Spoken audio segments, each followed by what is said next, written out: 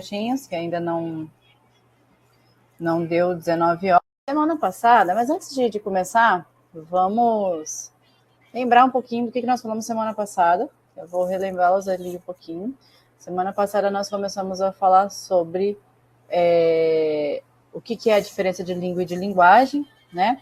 Qual que é a diferença básica de língua e de linguagem, o que é um sistema, que é a língua, e a linguagem, que é a forma de comunicação, que não vai necessariamente, a linguagem não necessariamente usa o texto, né? Para transferir alguma informação, alguma ideia.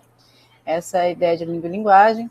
Mostrei para vocês alguns vídeos, falamos sobre a necessidade, não. Falamos sobre o porquê, né, de propagandas, né, do marketing, por que eles fazem um vídeo de marketing, por exemplo, que vai focar na emoção, qual que é o objetivo de um vídeo desse, de uma propaganda dessa.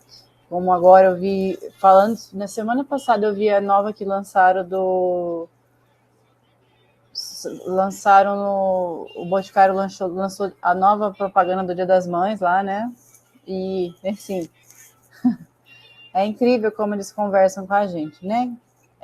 Ana Júlia, eu imagino que sim, tá? Que teve um feriadinho no meio desse feriadinho de 2 dias, mas muito provavelmente isso, se não está sendo resolvido hoje, muito provavelmente amanhã já vai estar sendo postado. Normalmente está lá, sim. Mas depois o Wallace que pode, acho que, responder isso para vocês, né? Estou falando aqui como telespectador também. Essas questões aí. Hoje, então, nós estávamos voltando aqui, nós estávamos falando sobre essa questão da língua e da linguagem, qual é a função da língua, né? E qual é a função da linguagem, como que a gente pode usar a língua e a linguagem a nosso favor o tempo todo, né? E aí, eu mostrei para vocês algumas propagandas, nós discutimos sobre isso.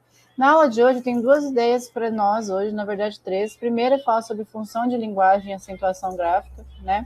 Mas não necessariamente a acentuação gráfica é a questão só das regras, mas mostrar para vocês que a acentuação não é só um conjunto de regras, mas um mecanismo mesmo, né? A língua usa esse mecanismo para funcionar de forma correta, né?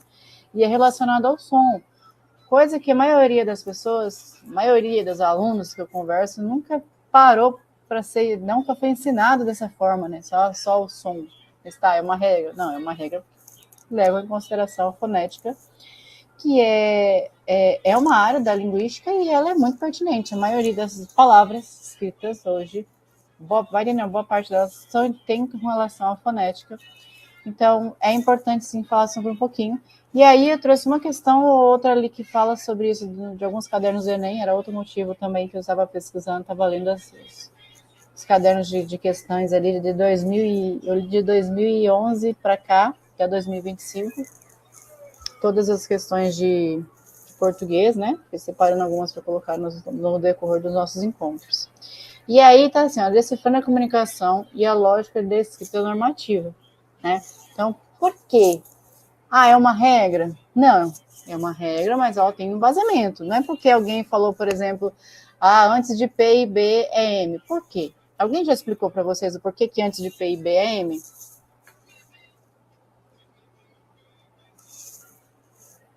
Alguém já explicou para vocês o porquê? Só falaram que é a regra. E alguém já teve a curiosidade de pensar o porquê?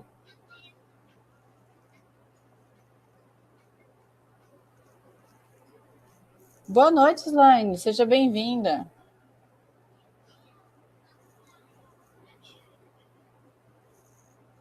Pior que não, né? Normalmente não.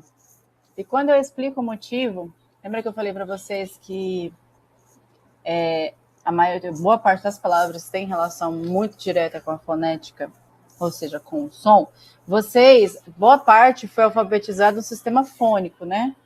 As gerações novas talvez não, mas eu, por exemplo, fui alfabetizada no sistema fônico. O que era esse sistema fônico? A professora lá da primeira série, porque na minha época não era obrigatório o jardim, nem o jardim, a gente tinha o prezinho, mas não era obrigatório era a partir do primeiro ano. E aí ela ensinava lá B mais A, Bá. Aí ela ficava repetindo, E normalmente, hoje, lembrando, né, a professora ia com batom bem destacado na boca para que a gente visse a movimentação bem destacada do ba, be, bi, bo, bu, né? Esse é o processo fônico, a partir do som. E aí, a gente aprendia assim, né? B mais A, ba, né? D mais A, da, e aí tinha que entender o som e o movimento da língua. Mas nós, naquela época, né, não pensávamos nisso, hoje é que eu penso nisso, que o som que a gente pronuncia tem uma movimentação, tanto da nossa glote aqui atrás, né, aquilo que a gente chama de sininho, tanto quanto a língua. A língua é extremamente importante no processo de fala, porque ela que faz esse movimento, né? Por exemplo, se a gente for falar o ba, ó, a gente tem o movimento da boca, ba. Não parece que é algo explosivo? Parece que o som tá assim e explode, o ba. Da, ele já é, ó, a gente já sobe a língua, prestem atenção. Se vocês puderem fazer isso sem alguém achar que vocês estão pirando a cabeça, falem aí na casa de vocês, ba, da. O som é diferente. A forma com que a língua se movimenta é diferente. E aí, na língua portuguesa também, a gente tem os sons, na língua portuguesa nem muitas línguas têm, mas a gente tem um som nasal. O que é o som nasal? O som que também vai sair do nariz, né? O nariz também vai ter parte do processo. Então, por exemplo, o P e o B, eles não saem do nariz, né? Façam aí, P, B. É um som oclusivo, é um som que ele parece que explode, literalmente, né? P, B. Por isso que o ba, bé. Mesmo que o a gente faz lá embaixo, ó, a, o ba é a mistura literalmente dos dois, ó. P, a, ba. Percebam que é o mesmo movimento. A gente literalmente usa os movimentos das duas letras ali no mesmo fonema. E aí, por que eu dei essa volta toda para explicar para vocês? Que tem essa questão do som. O P e o B, eles são oclusivos, eles têm esse som explosivo, né? M, N, ó, N, se eu tampar o nariz e falar N, o som sai diferente. M também. Mas o M, ele faz o mesmo movimento que a gente faz para falar o P e o B. M, ó, M. Por isso que antes de P e B é M, não N. Básico de fonética e fonologia. Uma curiosidade que talvez seja pertinente, principalmente para quem gosta de usar, de aprender outras línguas, né? Quem gosta de estar aprendendo inglês ou alguma coisa do tipo. Não sei se vocês já aprenderam, mas eu, quando estava aprendendo, eu usei a tabela fonética para aprender a falar o inglês. Deixa eu ver se eu vou achar aqui, que é uma tabela bem chatinha. Não vou achar com facilidade, não. Se vocês procurarem e aprenderem a usar a tabela fonética, se vocês forem ler um texto transcrito foneticamente a partir dessa tabela, vocês podem falar qualquer língua de qualquer lugar do planeta, se essa palavra estiver escrita na tabela fonética, né? Mas vocês conseguem pronunciar. E é muito interessante, por exemplo, na língua portuguesa, que nós temos 5 sons diferentes de R, só na língua portuguesa brasileira. Não estou falando nem da europeia, estou falando do Brasil. E eu não consigo pronunciar todos os R's. Imagino eu que vocês já devem ter, por exemplo, prestado atenção que eu puxo um pouquinho o R, né? Eu falo porta, esse or, né? Dá até uma enrolada na língua. A maioria de vocês, imagina que fala porta, não é assim? Alguém pode abrir o microfone e falar porta para mim? O porta... Tem gente que fala mais puxado, gente. Isso é natural, porque na língua portuguesa brasileira a gente tem 5 sons diferentes, né? Or, tem mais gente que fala mais forte ainda. Pegar o interior ali, bem do estado de São Paulo ali, Piracicaba, por exemplo, é conhecida por isso, né? Se falar o caipira bem puxado. Tem gente que fala quase mudo, que é porta. Porta. Já ouviram? Porta. A gente fala. Então é isso. Então, na língua portuguesa, né, na gramática, nada está ali por acaso, tudo tem um motivo, né? A acentuação gráfica é uma das situações. E aí eu vou falar para vocês um pouquinho sobre a questão das paroxítonas, proparoxítonas, oxítonas, como é que acentua as regras ali. Basicamente é isso que vai ser da aula de hoje. Então, vamos lá. Qual que é o que a gente está preparado para hoje? Função referencial, que vou mostrar para vocês o que é, né? A objetividade da informação. Função metalinguística, o código explicando o código. Tonicidade e lógica, estatística da acentuação. Então, como funcionam as palavras da língua portuguesa. É uma coisa interessante, por exemplo, eu como professora de português, eu não me preocupei em decorar todas as palavras como escreve do léxico da língua portuguesa. Primeiro, que eu vou precisar de pelo menos mais uns 20 anos de profissão para ter maior domínio, decorar mais coisas assim, né? É muita palavra, né, gente? E para ter dó do meu cérebro, o que eu fiz? Eu memorizei as regras. Então, eu sei as regras de acentuação, as regras de ortografia, né? IR, SS, LH, e eu tenho várias regras na minha cabeça. Então, quando alguém me pergunta como escrevo, até quando eu vou escrever, né? Eu lembro na minha cabeça qual é a regra, se ela se aplica às regras, qual é a regra, e aí eu penso e escrevo. Normalmente é algo que vai levar ali alguns segundos na minha cabeça mentalizando isso. Mas, para mim, funciona muito melhor do que decorar todo o léxico da língua portuguesa, porque para mim hoje seria loucura, né? Regras de acentuação, oxítona, paroxítona e proparoxítona. Imagino que vocês lembram pelo menos de ouvir falar isso. Não sei se vocês lembram o que é, mas de ouvir vocês devem lembrar. E análise prática, desvendando a acentuação das palavras. Esse é o nosso objetivo da aula de hoje. Muita coisa? Ah, nem tanto. Pouquinho. A linguagem em foco. Então, lembra que eu falei para vocês a diferença de língua para linguagem? Então, a linguagem, ela não necessariamente vai fazer o uso, né, da gramática, mas a linguagem é a forma de se expressar. Então, tudo que acontece em volta é linguagem. Quando eu falo com vocês, né, quando alguém aperta muitas mãos quando está falando, isso tem um porquê. A pessoa pode estar muito ansiosa, a pessoa pode estar insegura, enfim, vai N situações, né? Mas linguagem é a forma com que a habilidade humana de se expressar. Então, a comunicação humana é estruturada por intenções específicas. Tudo que a gente que envolve a linguagem tem uma função e um porquê, né?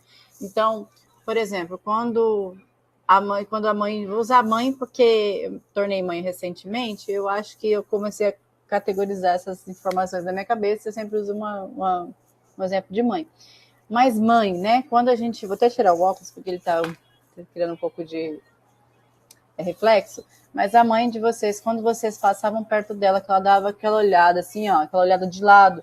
Eu não sei a mãe de vocês, mas a minha avó, ela me olhava, chegava a me dar uma olhada assim. Isso tem uma função. Alguma coisa eu fiz errada. Eu não sabia o que eu tinha feito de errado. Mas eu sabia que eu tinha feito alguma coisa de errado. Então, na minha cabeça, por segurança, eu começava a pensar em tudo que eu tinha feito naquele período.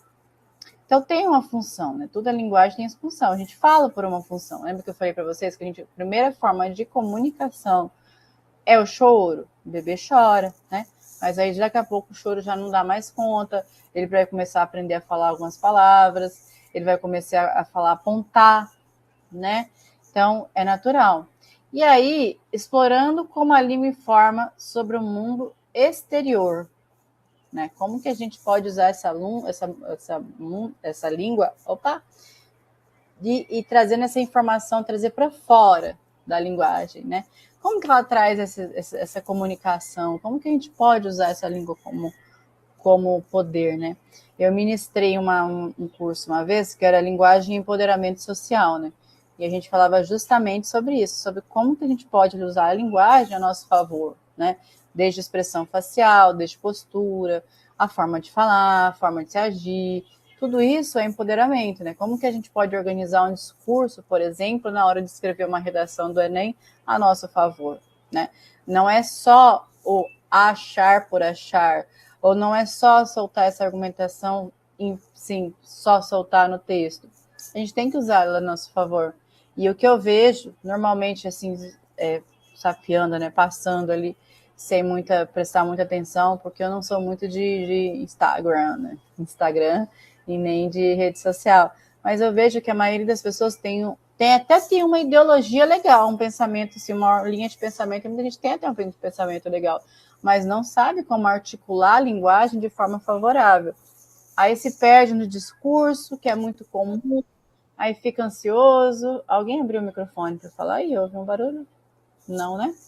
Então, é isso, né? Como trazer essa linguagem, essa informação exterior e como debruça sobre as suas próprias regras, né? Como que a linguagem pode falar sobre si próprio, né? A gente chama de metalinguística, né? E aí, adicionalmente, desvendaremos a lógica por trás da acentuação gráfica da língua portuguesa, entendendo que acentos são sinais de economia e frequência estatística. Então, a gente vai entender como é que funciona esse processo de acentuação e talvez espero eu, que o meu sonho, né, meu objetivo mais ilustre é que a gente saia daqui hoje aprendendo pelo menos uma regra e sabendo usar essa regra de acentuação ali no dia a dia, na hora de escrever. Tá? Tô falando muito rápido, gente. Se eu tiver, vocês podem me cortar, porque como é algo que eu gosto de falar, eu, por mim, falaria isso umas 4 horas seguidas, sem parar. Sim, sem parar. O que eu tô dizendo, eu faço isso todo dia, né? Eu falo 4 horas todo dia, sem parar nas aulas. Mas vamos lá. O que é a função referencial? Né? A objetividade. O que é essa função? O que é essa referência? Né? A função referencial, ou também conhecida como denotativo. Imagino eu que você... Só um pouquinho, filha, tá bom? Imagino eu que vocês já devem ter visto essa questão da denotativo, né? Da função denotativa. Imagino você que eu já deva ter, vocês já devem ter visto. Qual que é a ideia do referencial? É aquela forma de usar a língua de forma objetiva e clara. Então, a gente vai ser direto no que está falando, trazendo os fatos, sem nenhum rodeio, sem nenhum floreio, né? Sem nenhuma desvio, né? Então, o objetivo é a ideia central dessa função referencial. O objetivo central é informar, descrever ou explicar fatos de maneira impessoal, sem interferências subjetivas. Ou tentar, né? Tentar não ter influências subjetivas. Por que tentar? É muito difícil a gente fugir de quem a gente é no texto. Porque esse texto, ele é nós, né? Então, se eu pegar, por exemplo, um texto de Machado de Assis, vocês já devem ter lido o livro lá do Bentinho, eu sempre esqueço o nome do livro, e da Capitu.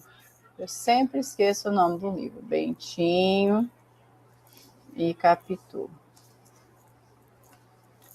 É Dom Casmurro. Não sei por que eu esqueço o nome do livro.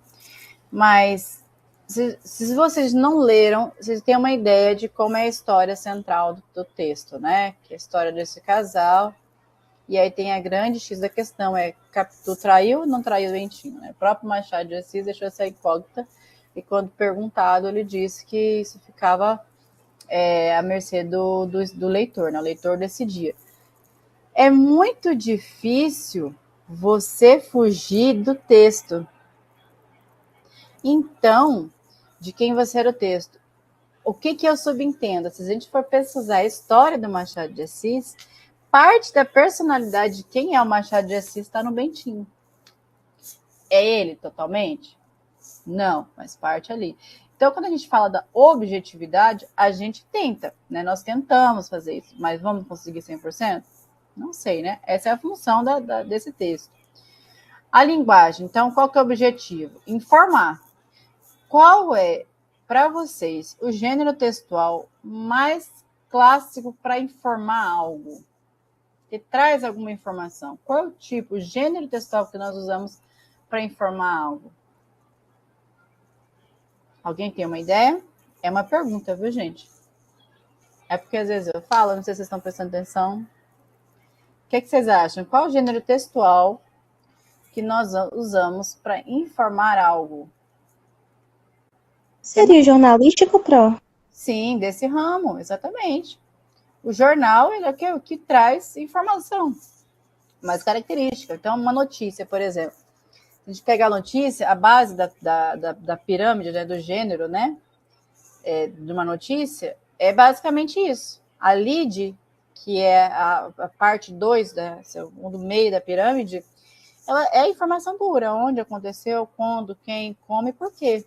São as 5 informações que passam. Então, a função referencial que tem essa ideia de informar, de trazer uma informação clara, é toda de todos os textos de jornalístico, né? Notícia, reportagem, toda a informação, né? Seus traços linguísticos, né? Então, nós vamos usar a terceira pessoa, ausência de juízo de valor, né? O que é a terceira pessoa? Ele, né? Ou ela, eles ou elas, né? Primeira pessoa do singular e terceira pessoa do plural, terceira pessoa do singular, terceira pessoa do plural. Então, a impessoalidade, que é o que a gente busca quando você vai escrever uma função referencial. Por que tem que ser impessoal? Porque justamente o objetivo é informar, não é trazer a minha opinião. Se eu não posso trazer minha opinião, logo eu não posso me apresentar no texto, né? Então, valor e ênfase em dados e informações concretas. Então, texto vai ter muito desses dados, tabela, gráfico, enfim, tudo que traga informações. E onde encontrar essa função em textos de notícias de jornal, lá está lá, artigos científicos, manuais de instrução, relatórios técnicos, onde nós vamos encontrar mais isso daí, né? Algo que eu adoro ler, que é... Ai, gente, normalmente vem com eletrodoméstico, aquele papel, eletrodoméstico, móveis, me ajuda aí, gente, pensar como é que é o nome daquele... Manual? Isso! Eu adoro ler isso, gente. Vocês não têm noção como eu amo isso. Sou doida? Sim, não sei. Mas eu gosto. Me dá prazer, assim, me dá satisfação de abrir algo novo e ler o manual de como que usa, né? Tá. Função referencial. Então, foco, objetivo, tipo de linguagem. A mais denotativa possível. Direta, denotativo vem de dicionário. Objetivo. Ele é o sentido literal, não vai ter nada subdito, é aquilo e acabou, né?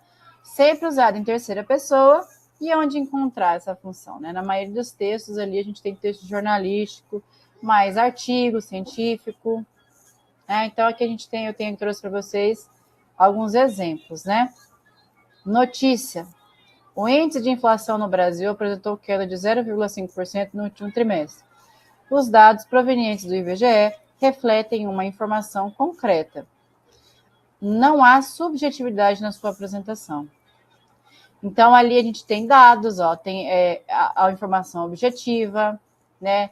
Tem um fator ali de relevante, que é quem é que está falando, né? É um argumento de autoridade. Imagino eu que quem já está estudando o Enem há mais tempo, ou você já deve ter visto, ou vão ver na redação, o que é um argumento de autoridade, né? É falar algo, citar algo que tem autoridade. Então, o IBGE tem autoridade, né? Então, texto científico.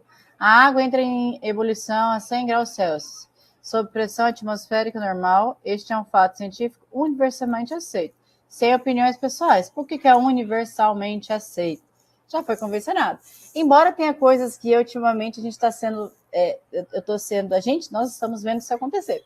Se alguém aqui, tá? Antes de eu continuar meu discurso, acredita que a Terra é plana, que a Terra é planista,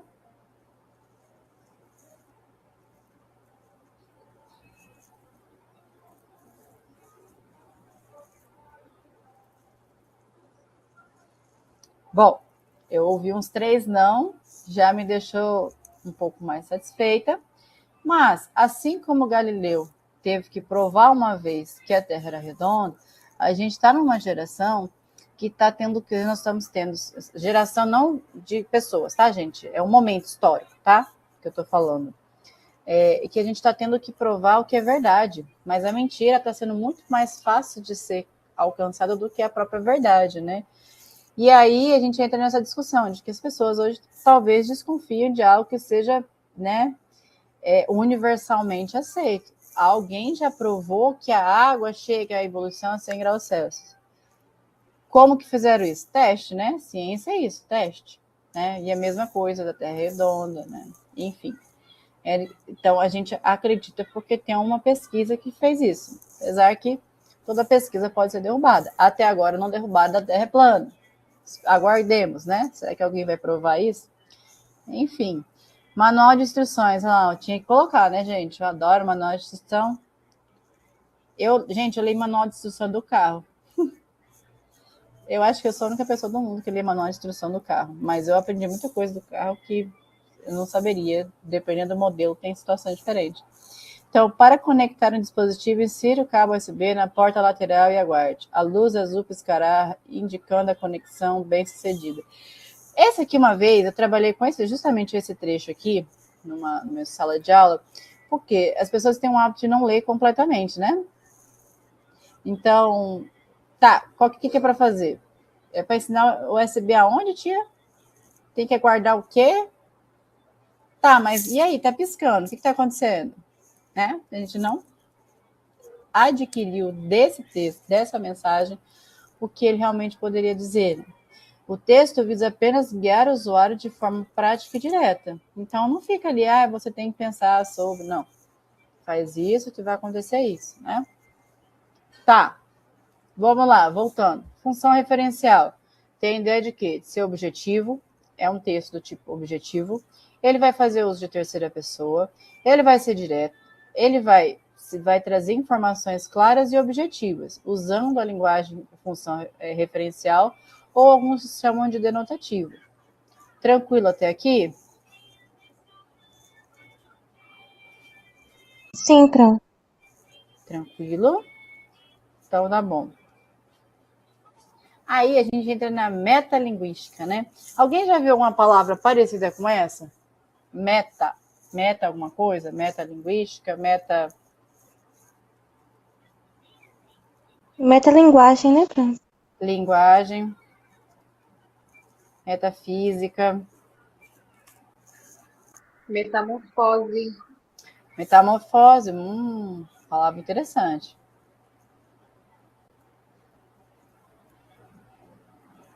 Metafísica. Tudo que é relacionado a esse método, vocês já viram alguma parte da vida de vocês, a questão das desinências, né? O prefixo e o sufixo. E aí, por mais que a gente pode pensar que talvez esse prefixo ele só foi colocado ali para criar uma palavra, não, ele tem uma ideia, né? O prefixo ele tem uma função, né? Por exemplo, o in na frente de palavras, ele significa não, né? Intransitório, não transitório, né? Intransitivo, não transitivo. Se vocês lembrarem de alguma outra palavra com in. E aí, esse metalinguística, né? A gente tem duas palavras ali. A gente tem uma só que foi criada com um sufixo antes. Esse meta. Linguística é a ciência que estuda a linguagem, propriamente dito. Então, esse meta antes é de si próprio. Então, metafísica é o estudo do físico. Né? Deixa eu ler aqui para vocês a questão da metafísica, porque eu posso estar cometendo um erro. É uma teoria filosófica que busca entender a realidade de modo ontológico, natureza do ser, teológico, a existência de Deus, ou teoria geral da abstrata, explicação da filosófica, a metafísica da linguagem. Então, a metafísica vai tentar entender a questão da existência humana, da física humana, né, a partir de várias vertentes, tá? Filosófica. Mas a metalinguística, ela é a linguagem explicando a própria linguagem. Simples assim? Vamos pensar por isso, ó. a linguagem, né, o código e sua explicação. O que é o código, né? Quando vocês aprenderam a decodificar, a ler, né? Vocês aprenderam que esse formato aqui, né? Quando vocês aprenderam a escrever lá, esse formato é a letra C. Esse é o código, né? C. Esse código é universal, né? Alguns alfabetos, o japonês, o mandarim, se não me engano, tem 3 alfabetos, mas um deles é esse aqui que nós conhecemos também. Então, é quando a própria língua explica a língua. Como assim? Se volta para si mesmo, a linguagem se volta para si mesmo quando o código é o objeto da mensagem, explicando a própria estrutura e regras. Então, quando nós usamos a linguagem num poema, por exemplo, que vai falar sobre o ato de escrever um poema, nós fizemos um poema aqui sobre o ato de escrever um poema, é metalinguagem, porque a própria língua explicando o que é, o próprio poema explicando o que é um poema. Isso é metalinguagem. Então, explorando as próprias estruturas e regras. Quando nós temos, por exemplo, qual que é a língua, qual que é o tipo de texto, aonde é, tá, um livro gigante, dica, que nós encontramos as palavras da língua portuguesa. Eu não sei se vocês usam mais, né? Mas quando eu estudava... O dicionário? Isso. Eu era obrigada a levar o dicionário para a escola. Olha que coisa. Vocês usam dicionário, gente? Deveriam usar, se não usam. O dicionário é um exemplo claro de metalinguagem. Por quê? Porque ele está explicando a própria língua. Se vocês forem pesquisar lá dicionário no dicionário, ele vai explicar o que é dicionário dentro do dicionário. É a língua explicando código, né? O código sendo usado como objeto. Então, a gente está explicando o que significa a palavra literal dicionário, né? Dentro do texto. Então, aplicações são diversas, incluindo um dicionário, uma gramática normativa. A gramática explicando... Se vocês forem pegar a gramática normativa, a minha gramática está um pouco longe para mostrar para vocês, mas a minha gramática, ela é deste tamanho, desta grossura. Gramática normativa. Eu chamo carinhosamente da Bíblia dos professores de português, né? Porque a gente tem que ter aquilo ali. E ele muda, tá? Cada 5 anos eu preciso renovar minha gramática, porque ela vai mudando. A língua muda, logo a gramática vai mudar. Mas na gramática, a gente tem uma organização impecável dentro das orações, né? Dentro dos períodos. Então, eu vou explicar o que é sujeito na gramática, ele vai vir assim, ó, lindo. Exatamente como a gramática pensa. Então, é a língua usada, explicando a própria língua, né? Ou até mesmo um poema que reflete sobre o processo criativo da escrita, né? Então, tudo isso é metalinguagem. Sua importância reside em permitir... Deixa eu só terminar, Raíssa, já deixo você falar. A sua importância reside em permitir o aprendizado, a análise crítica e a autorreflexão sobre o sistema de comunicação que utilizamos diariamente. O que é isso? Alguém? Peraí, vamos ouvir. Raíssa, você tem alguma dúvida? Pode fazer a sua questão, depois eu vou colocar um ponderamento sobre isso. Raíssa levantou a mão?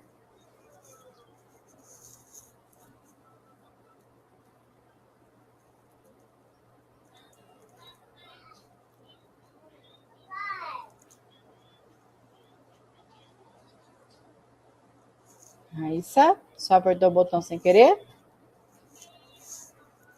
Acho que sim. Mas vamos lá, ó. Sua importância reside em permitir o aprendizado, a análise crítica e a autorreflexão sobre o sistema de comunicação que utilizamos diariamente. O que vocês conseguem entender sobre esse parágrafo? Se vocês fossem me explicar da forma que vocês entenderam, o que vocês diriam?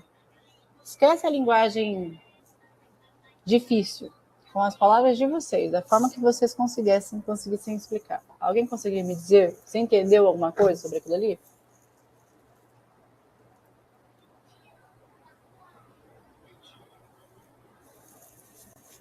Eu entendo assim que como é a explicação que você deu, basicamente é uma... Como é que eu explico, gente?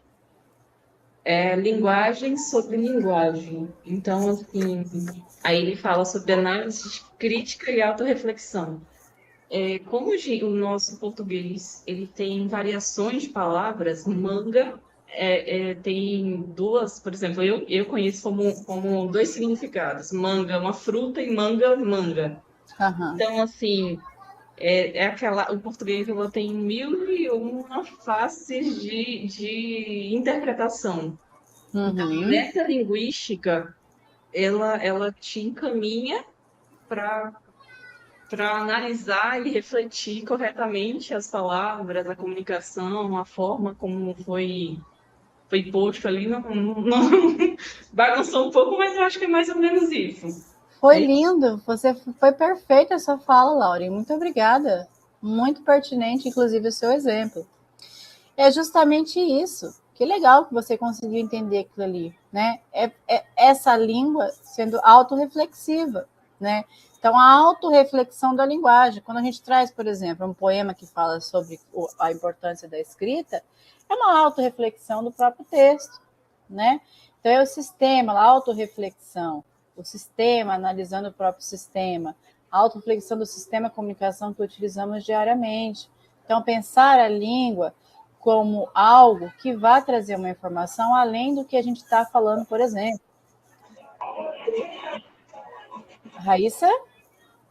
Aqui, professora, a tela para mim fica preta, eu não estou conseguindo acompanhar. Eu queria saber se é só para mim que está ficando assim ou se é para outras pessoas. Tá, alguém tá com esse problema, gente? Tá com a tela preta, não tá conseguindo ver o slide?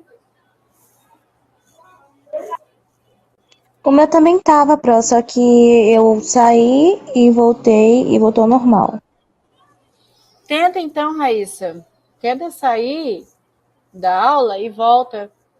Às vezes é alguma interferência ali. Que ali, ó, a maioria. Às vezes é conexão da internet, não é nem o próprio site. Porque eu falo que às vezes quando demora para carregar aqui é porque é a minha internet. Olha lá, ó, Fabian tá falando a mesma coisa. Fecha e volta para ver se dá certo. Gente, vocês viram que legal essa imagem aqui? Essa imagem aqui de um dicionário, né? Um dictionary English language, né? Um dicionário de inglês, né? Está explicando justamente o que é dicionário. E esse dicionário, ele é de 1755. Eu não tenho essa data, mas deixa eu pesquisar aqui. Primeiro dicionário de português. Ano de publicação. Português brasileiro, né? A gente não está interessado no europeu.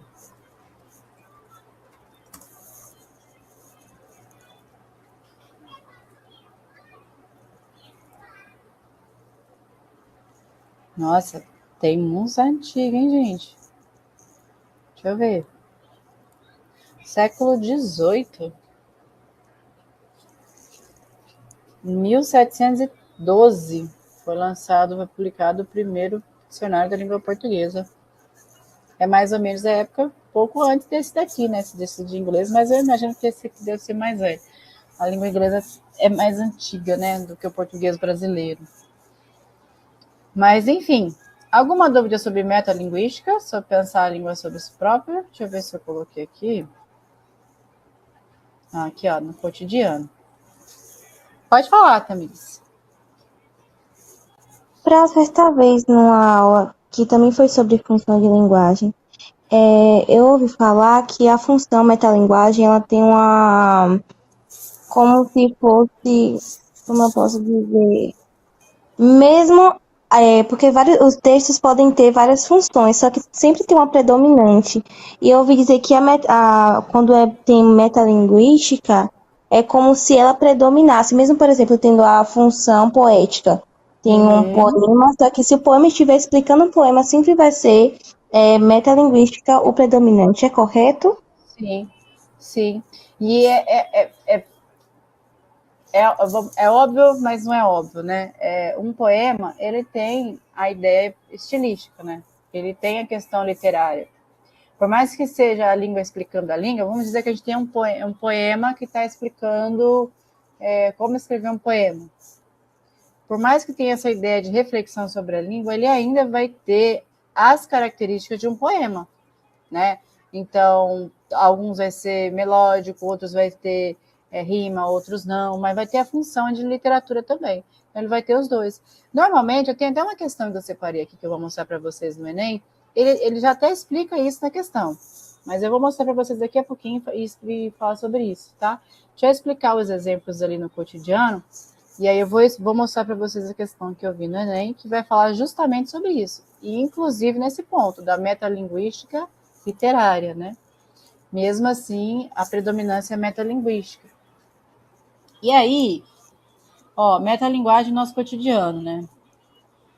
O dicionário, né? A acentuação.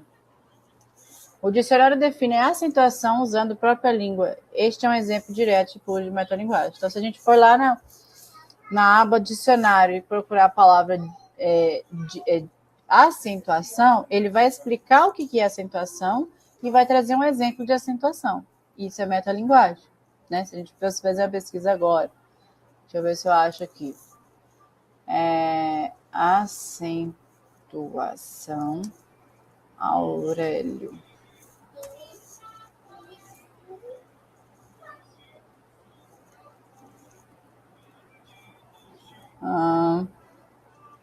Tá muito complexo. Depois eu vou mostrar para vocês com mais carinho, né? Trazer uma imagem mesmo de um dicionário físico. Então, literatura escrita, né? Frases, escrever é uma pedra lançada no poço, né? Isso é metalinguagem. Por mais que essa questão de reflexão, o que quer dizer, né? Reflete sobre o ato de escrever. A literatura utiliza linguagem para analisar a própria criação textual.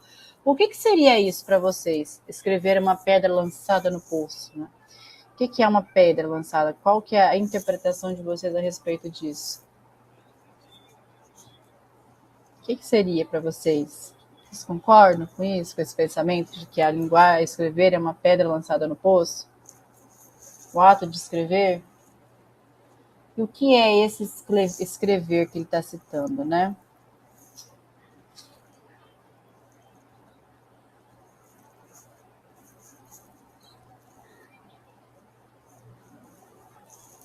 Vou dar um tempinho para vocês digitarem. Uma escrita, ela é profunda, né? É o que a Gislaine está falando. A escrita é profunda, é sua interpretação. E quando você joga uma pedra direto no poço, ele vai afundar, né? Não é isso? No rio, no lago. Né? Então, ele vai chegar na profundeza. Então, quando você escreve algo, aquilo ali pode marcar ali para sempre, ser profundo. E aí, artes visuais, né? Autorreferência. Uma pintura retratando um artista a pintar outro quadro ilustra a metalinguagem visual. Tem até uma pintura do... Ai, gente, esqueci o nome do pintor, mas eu vou proceder aqui para vocês, que ele faz justamente isso, a pintura, né? Tem um quadro da Tarsila, não. O que aconteceu comigo? Eu estou esquecendo o nome dela. Aquela pintura, pintora mexicana que tinha a sobrancelha assim junta, Frida Kahlo. Ela tem uma pintura dela que ela está pintando, literalmente. Isso é uma metalinguagem, né? A própria pintura. Então, a arte comenta sobre o seu próprio processo criativo representado, né? Então, alguns exemplos de metalinguagem. E aí, gramática, né? Cada regra gramatical, descrever o funcionamento da língua é um exercício metalinguístico. Então, quando eu vou lá no quadro, por exemplo, explicar o que é um sujeito, eu tenho o cuidado de escrever todos os... tudo que eu estou escrevendo, levando em consideração gramática. Então, eu vou explicar o que é sujeito, mas eu não vou escrever de qualquer forma, eu vou escrever com uma gramática normativa dita. Então, cada regra gramatical, ao descrever o funcionamento da língua, é um exercício de metalinguística. Ela se debruça sobre a estrutura, o uso de código linguístico. Então, é a gramática explicando a própria gramática. Aí, deixa eu ver qual que é o próximo slide. Então, Referencial versus metalinguística, né? Qual que é a diferença das dois tipos de função? Então, característica. Foco, referente, né? No contexto. Qual que é o foco do referencial? No contexto. Na função metalinguística, a ideia o foco é na língua, como objeto, né? Então, nós vamos pensar a língua sobre a língua mesmo. Aqui a gente tem o texto, a ideia central, o contexto, né? A informação que é o foco. Aqui é a língua, é a estrutura. Então, qual que é a intenção da função referencial? Informar algo externo, né? Trazer uma notícia, por exemplo, trazer informação disso daqui. E aí, qual que é a função da metalinguagem? Explicar o funcionamento do signo. Explicar o que é isso aqui. Explicar o signo linguístico, né? Não sei se vocês lembram semana passada, quando eu falei para vocês o que era signo linguístico, que é essa ideia do significado mais o significante, né? Essa função. Então, cada palavra ela tem um significado, que é que a gente está escrito no dicionário, mas ela também tem uma imagem acústica dependendo da pessoa. Então, por exemplo, se eu pedir para vocês pensarem numa casa, cada um de vocês vai pensar numa casa. Às vezes com as mesmas particularidades, mas muitas vezes pode mudar alguma coisa, né? Se eu pegar uma pessoa que mora numa região fria, lá no extremo norte do planeta, casa para eles é uma coisa, para nós aqui é outra, né? E aí, exemplo típico, né? Função referencial, notícia de jornal. É um exemplo de função referencial. Um exemplo de metalinguagem, verbete do dicionário. Que, filho? Você machucou o dedo, meu amor? Oh, meu Deus. Sarou, filho? Sarou. Ela bateu o dedo e ela veio aqui mostrar para mim, para dar um beijinho, para sarar. Qual é o tom, né? De função referencial? Impessoal e direto. Né? Então, a impessoalidade e direta. E aí a metalinguagem ela vai ser analítica e reflexiva. Então, quando eu pedi para vocês, por exemplo, analisar o que significava a palavra, né, escrita, escrever é atirar uma pedra no poço, cada um poderia ter uma impressão. Só a Gislaine me respondeu, mas imagino que cada um teve uma interpretação, que às vezes foi parecida com dela e às vezes não. Depende muito de vários fatores, né? Então, esse quadro aqui é muito legal porque ele é bem claro qual que é a diferença entre função referencial e função metalinguística. Alguma dúvida até aqui, gente?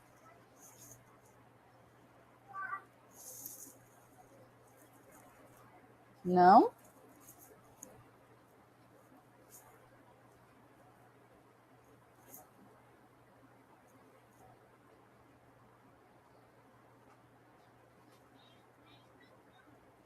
Tem umas questões aqui para a gente se divertir.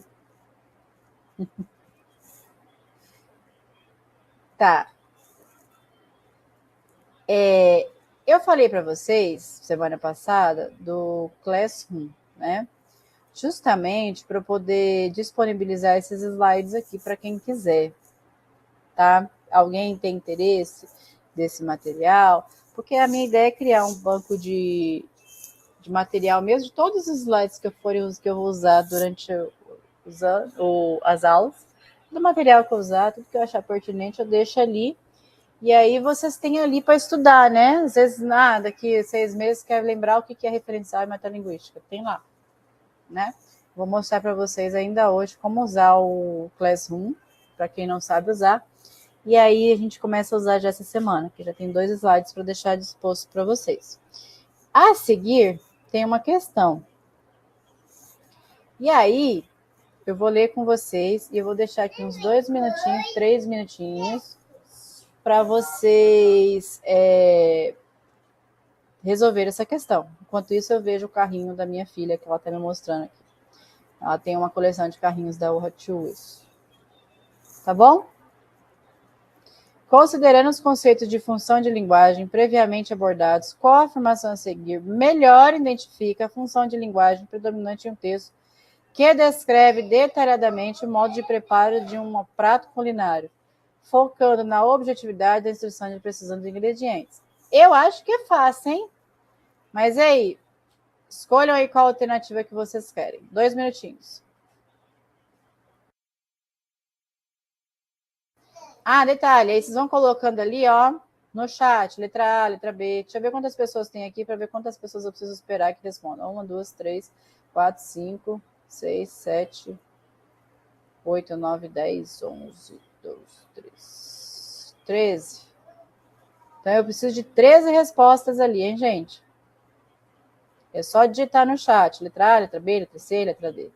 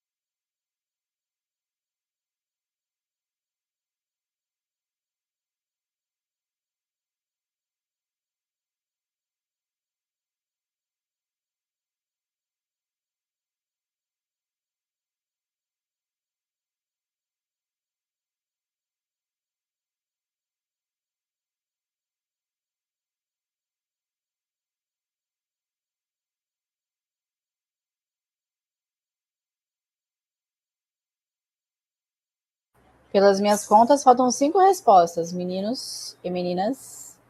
Deixa eu ver se tem meninos e meninas. Tem meninos e meninas. Na verdade, eu acho que meninos, só o Wallace e Nailton. 1, 2, 3, 4, 5, 6, 7, 8, 9, 10. Faltam 3. Bom, eu acho que essa questão estava fácil, né? Mas vamos por eliminação. A função metalinguística produz textos para a linguagem de forma poética, para evocar sensações gastronômicas complexas, transcender na mera instrução. Tem nada de linguagem de forma poética ali, não. A função emotiva, visto que o principal objetivo é expressar o sentimento do autor em relação à culinária, usando exclamação e também não. Né? A função referencial, pois o texto visa transmitir informações objetivas e claras sobre a realidade. A receita. 3 carrinhos, minha filha. Muito bem. Sem a interferência de elementos subjetivos ou autorreferenciais. Letra C. Eu acho que até que eu coloquei o gabarito depois. Não, coloquei não. Mas é a letra C. E aí, eu trouxe para vocês, deixa eu ver aqui, onde é que tá? Tá aqui. Ó, não lembro quem foi que citou a questão do referencial, da referencial não, da metalinguagem, às vezes tem a questão poética. Deixa eu aumentar aqui, ó. Eita, que aumentou demais. É. A gente tem essa questão aqui, que é a questão do Enem de 2013. Vocês estão vendo bonitinho ali? Tá muito grande? Quer que diminui? A gente consegue ver? Uma dica que eu vou dar para vocês é, antes de... Como a gente tem uma prova que ela é bem extensa, né? O Enem normalmente são questões assim, ó, como essa aqui, que são questões que dá meia página só de texto, às vezes, né? Aqui a gente tem 3 questões, mas tem questão aqui que tem uma página só de uma questão. Então, para otimizar o tempo, né? Não é que vocês não precisam ler o texto, vocês precisam. Mas a gente pode ler o texto de forma direcionada, né? Então, para que o texto fique, para a gente consiga ler e procurar exatamente o que a gente precisa procurar. O que a gente faz? Primeira coisa, nós lemos o enunciado. Né? Qual o objetivo da questão? Né? Então, lendo ali para a gente saber o que vai procurar no texto, né? Então, assim, ó, o texto traz em relevo as funções metalinguísticas e poéticas.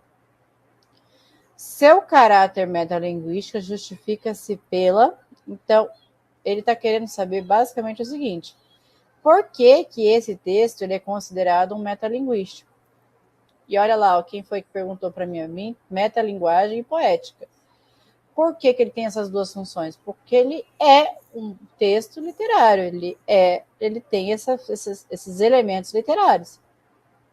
Mas ele está dizendo que é um metalinguístico, né? Então, por que que é? Vamos ler ali o texto. E aí a questão: rapariga, substantivo feminino, né? De rapaz, mulher nova, moça, menina. Posso transformar, e aí no Brasil, né? Meretriz. Posso chamar alguém no Brasil de rapariga? Até posso, mas vai ter um custo, né? Mas no português europeu, ele é usado como menina moça, né? Uma jovem, né? A gente teria como, talvez, parecido guria, moça mesmo. Então, ele já vem aqui trazendo um verbete de dicionário, né? Rapariga, e aí qual que é o significado? Substantivo feminino, né? É o feminino, substantivo feminino, é o feminino, né? De rapaz, mulher nova, moça, menina, e aí no Brasil tem o contexto de meretriz. Então, vamos lá. Escreva um poema sobre a rapariga que está sentada no café. Em frente da chavena de café, enquanto alisa os cabelos com a mão. Mas não posso escrever este poema sobre essa rapariga, porque, no Brasil, ó, o Brasil com bermuda, hein? A palavra rapariga não quer dizer o que ela diz em Portugal. Portugal com P minúsculo também.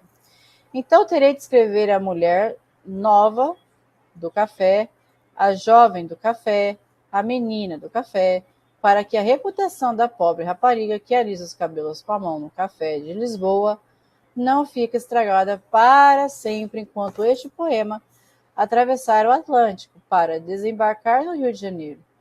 E isto tudo sem pensar em África, porque aí lá terei de escrever sobre a moça do café para evitar o tom demasiado continental da rapariga, que é uma palavra que já me está a pôr com dores de cabeça até a morte, até porque, filha, só um pouquinho, por favor.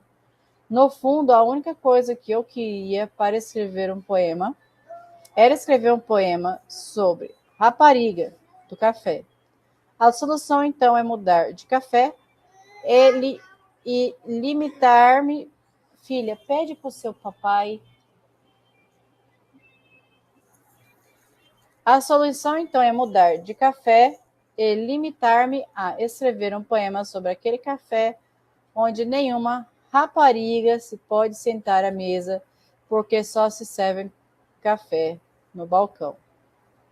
Então, pensando nisso, gente, pensando em metalinguagem, qual alternativa vocês escolheriam para explicar, né, por que, né, esse texto é metalinguístico? Por que que ele é considerado um texto metalinguístico? E aí é aquela coisa, né? Depois o Nailton, que foi o último que colocou C, eu gostaria de ver 13 respostas aqui. 13 agora não, agora é só eu, 13 mesmo. O Wallace saiu. Leiam com cuidado que depois eu vou comentar alternativa por alternativa.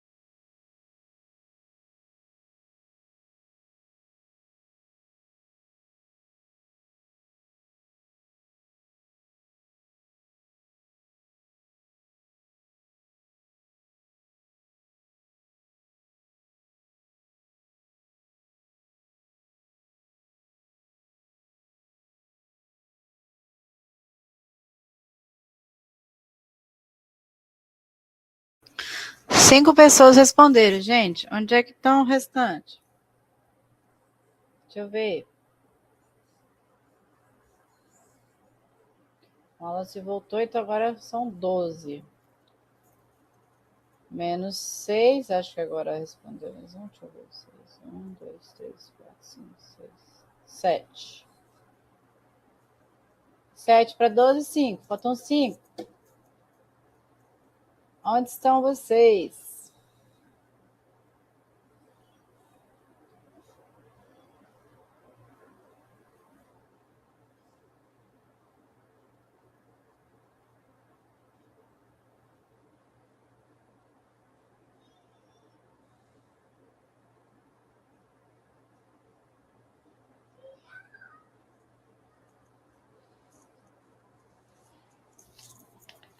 Vamos falar sobre essa questão? Ela não é, para mim, não é uma das questões mais difíceis, não. Né? Vocês sabem como funciona o peso das questões do Enem? Sabem que não é um ponto por questão, por exemplo, né?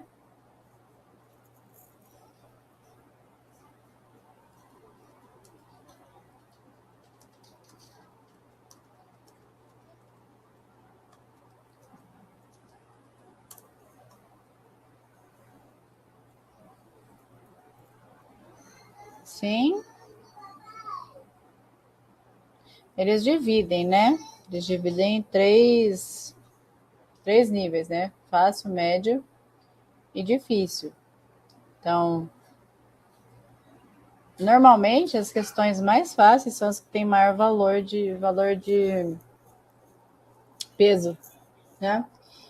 Então, olha só. Por que é uma metalinguagem, né? Discussão sobre a dificuldade de se fazer arte inovadora no mundo contemporâneo. Se estivesse escrito ali, ó, discussão, por que é? Justifica-se pela discussão da dificuldade de fazer texto inovador no mundo contemporâneo, até que poderia ter alguma relevância, mas não é isso, né? Não é a discussão de fazer uma arte no mundo contemporâneo. Defesa do movimento artístico da pós-modernidade tipo do século XX, está defendendo movimento artístico nenhum ali não, né? Abordagem de temas do cotidiano em que a arte se volta para assuntos rotineiros. Abordagem de temas do cotidiano, tudo bem, é um tema do cotidiano, né? Afinal, ir num café, né, numa padaria, né? O brasileiro não tem um hábito de ir num café, mas a gente vai na padaria, né? Pelo menos eu de vez em quando vou na padaria. Em que a arte se volta para assuntos rotineiros? Também não. Aí a maioria, todos vocês colocarem a alternativa D, que é tematização do fazer artístico, porque é fazer uma arte, né? Escrever é fazer uma arte, pela discussão do ato de construção da própria arte. Então, tematização do fazer artístico, ou seja, a escrita, né? A forma de escrita e a discussão de como escrever, né? De como usar esses artifícios da linguagem na própria obra. Então, quando ele discute escrever ou não rapariga, ele está fazendo uma metalinguagem, que é pensando justamente a língua sobre a língua mesmo. A discussão da construção de como escrever, de como se organizar dentro da própria arte, do próprio texto, né? E valorização do efeito do estranhamento causado pelo público, o que faz a obra ser reconhecida. Também não. Difícil essa questão?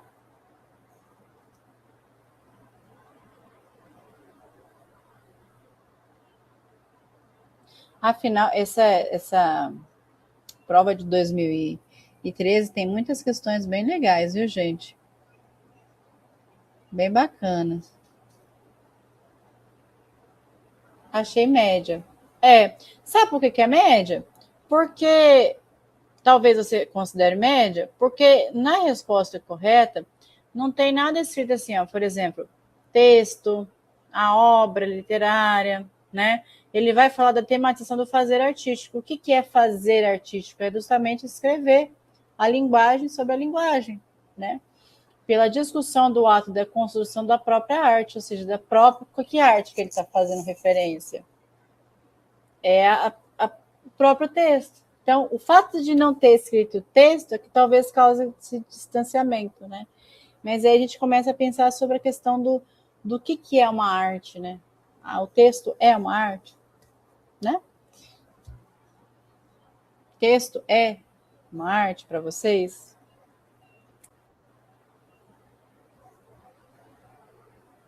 Nossa, já é 8h12, gente. Eu vou mudar aqui, aí talvez vocês vão ter que atualizar aí a janela de novo, tá?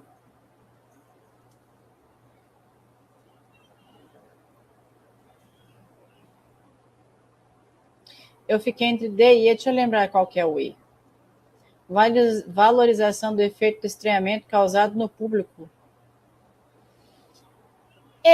Eu entendo porque você... Vamos voltar lá. Peraí, deixa eu finalizar aqui. Voltar lá. Cadê? Esse aqui. Ó. Quem foi que falou aqui? Deixa eu responder direto. Rosa, eu entendo a sua dúvida sobre justamente, imagino que isso aqui, ó, valorização do efeito do estranhamento causado no público. Mas tem que tomar cuidado justamente aqui, ó, valorização do efeito do estranhamento. Ele não está valorizando o estranhamento, ele está refletindo sobre esse estranhamento. Está falando sobre, tipo assim, eu não posso escrever isso aqui, mesmo sabendo que aqui é normal. Ele está fazendo uma reflexão, ele não está valorizando isso. Ele não está dando ênfase para isso. Ele está tentando explicar o porquê que isso acontece, né?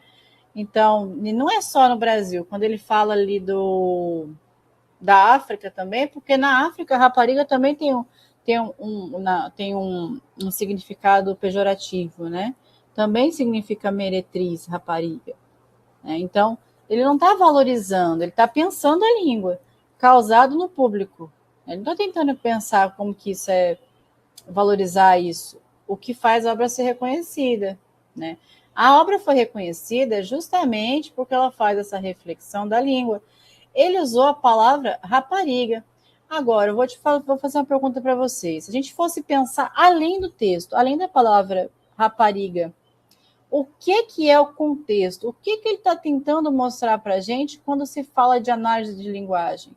Ele está tentando mostrar para a gente que a mesma língua portuguesa, ela tem diferentes significados. Então, essa é a reflexão dele. Esse é o ponto de que, às vezes, a mesma palavra que ele falar em Portugal não vai ser aceita com o mesmo contexto. Ele está falando basicamente, de variação da língua portuguesa.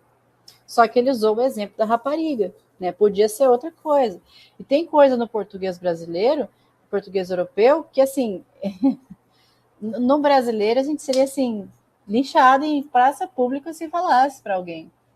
É muito diferente, porque culturalmente é diferente, né? A gente pega o português, o Portugal, ele foi um país colonizador, não foi um país colonizado.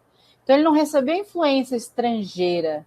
Ele viveu o luso, né? Quando ele fala lusofonia, vem disso, né? Do português europeu. Ele viveu ali fechado, ali, né, no mundo dele. Até tinha influência de coisas externas que eles deixavam entrar. Nós não, nós fomos um país colonizado. Então, nós tivemos a influência de quantas línguas? Quantos países vieram para o Brasil? Se a gente pegar a região sul, a gente tem parte da Europa veio para cá, né? É a Alemanha, né? Eu simplesmente esqueci. Mas tem vários países europeus que veio para o sul. Holanda, lá, próprio Portugal, né? Se a gente pegar ali a ilha de Florianópolis, a gente fala mané da ilha, né? O que é o mané? Porque vem de Manuel. Manuel porque justamente foi colonizada parte por portugueses. Se a gente pegar aqui subindo, ali o centro-oeste, o sudeste ali, vem Japão. Né? Tem uma colônia japonesa ali em São Paulo gigante. Então, essas influências foram mudando a língua. Quantas línguas a gente tem na língua portuguesa? Tem palavra holandesa, tem palavra alemã, tem palavra japonesa, tem palavra francesa, tem palavra inglesa, né? Então, não tem como realmente. Então, se esse texto a gente fosse trabalhar a questão do entretexto, do contexto, da função do texto, é justamente isso, explicar as vertentes, as variantes da língua. Ele usou como exemplo a rapariga, mas podia ser qualquer outro exemplo. Ele usou esse exemplo no cotidiano, né? Mas, enfim. Ficou mais claro para você, Rosa? Por que não seria a letra E?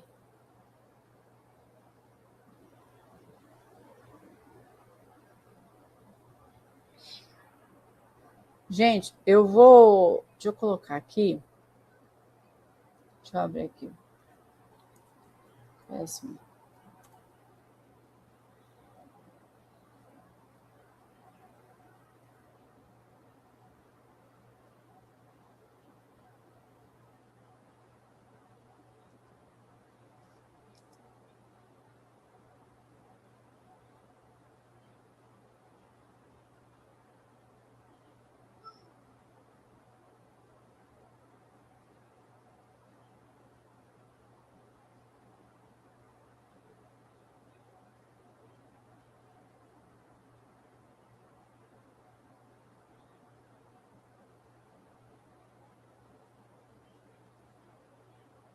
Deixa eu entrar aqui.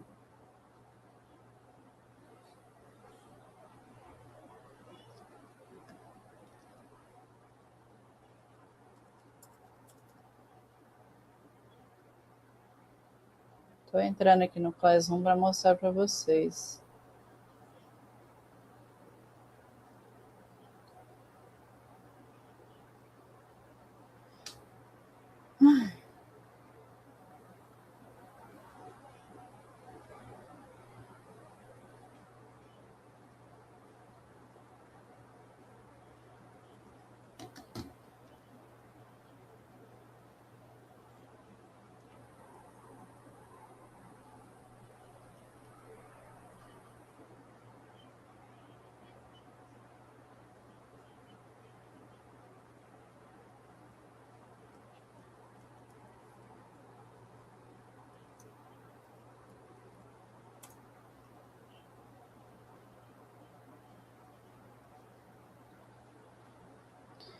Mas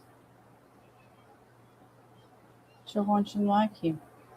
Eu não tô conseguindo entrar no meu Classroom, mas eu vou mostrar para vocês. Eu vou tentando aqui, eu passar um exercício daqui a pouco. E aí eu vou tentando e mostro para vocês. Não sei por que ele tá me bloqueando.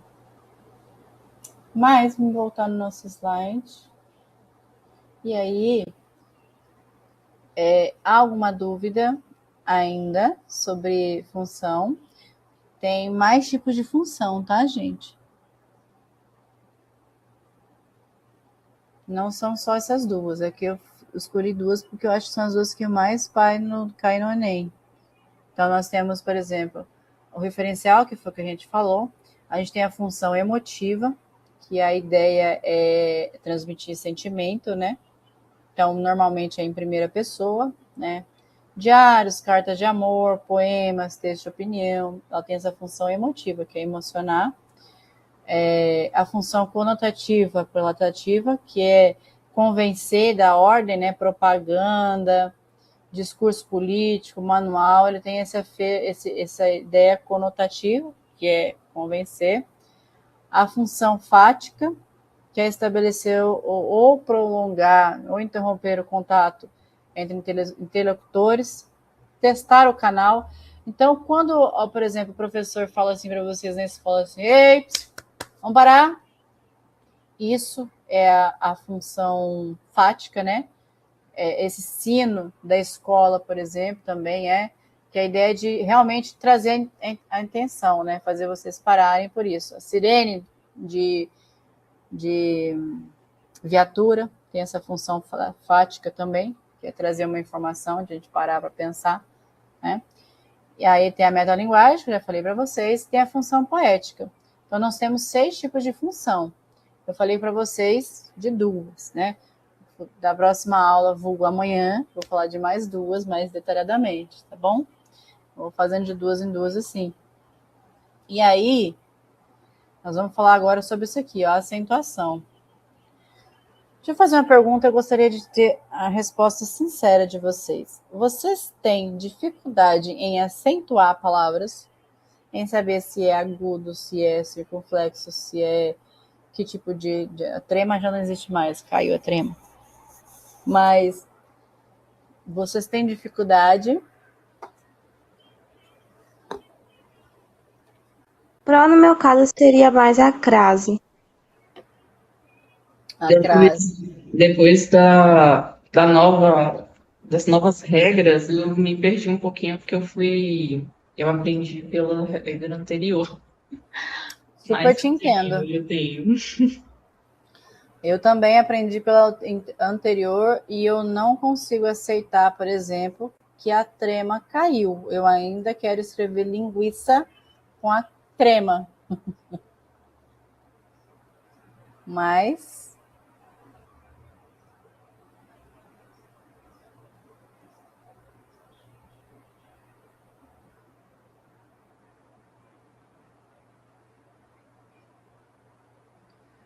gente, só não vai. Um pouco. Tem palavras que são mais convencionadas, né? Por exemplo, tem palavras que já tá mais no cotidiano que a gente já não erra mais. Né? Mas a gente também tem regras para justamente ver isso. A crase é outra que tem regra, não tem um porquê usar a crase, né? A união de duas vogais, não, a união de um artigo com a preposição. Quando eu preciso usar esses dois juntos, a gente tem uma crase, né? Para não falar a cabana, vou a cabana, eu falo vou a com crase. Essa é a ideia da crase. Mas aí a gente vai ter que falar, por exemplo, sobre regência verbal, vocês entenderam o que é regência verbal, e aí por que usa preposição, por que usa artigo, tem tudo isso daí. Mas vamos por parte, porque a crase, ela precisa de uma aula só para crase. A crase é um bichinho que tem que ter só ela ali, pelo menos uns 30 minutos só para ela, né? Mas hoje eu vou trazer algumas regras gerais de acentuação e depois a gente vai esmiuçando, vai detalhando, vou dar a palavra para a gente entender, tá? Então, por que acentuamos certas palavras e outras não? Vocês já pararam para pensar por isso? Por que acentua, né? O dicionário não acentua por capricho. A acentuação gráfica no português segue o princípio de economia linguística. Vocês já ouviram falar disso? Economia linguística? Tem como economizar a língua? Olha, se tiver um jeito de economizar a língua de fato, vocês me avisem, porque o tanto que eu falo o dia todo.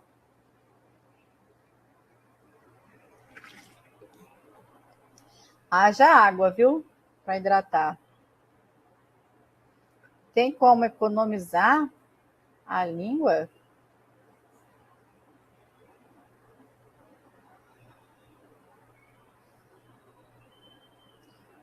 Vou tentar entrar por outro navegador.